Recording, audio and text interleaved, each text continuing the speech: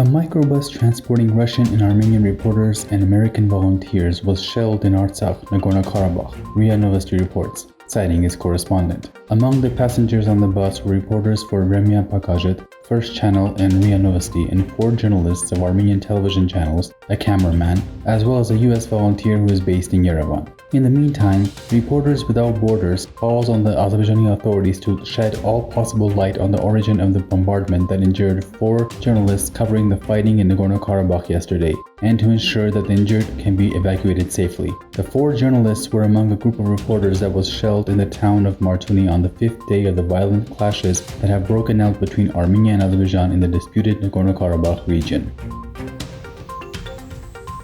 In his speech at the opening of a hospital in Turkey, President Recep Tayyip Erdogan reiterated Turkey's support for Azerbaijan's aggression. According to TRT, Erdogan said Azerbaijan has launched a big operation to defend its alleged lands and take Karabakh and is, quote-unquote, successfully moving forward. We, as Turkey, support Azerbaijan with all of our resources and wholeheartedly and will continue to support Azerbaijan until the end, Erdogan said.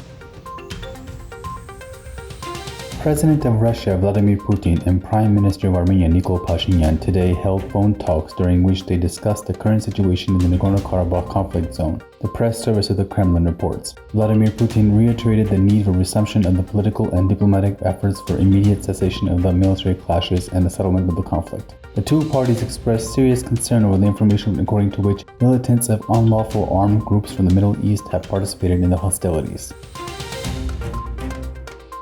Human rights defender of Artsakh, Nagorno-Karabakh, Artsakh Beglarian, tweeted that Azerbaijan just struck Stepanakert 3 times with heavy rockets, adding that it seems residential buildings were destroyed and that there are many casualties.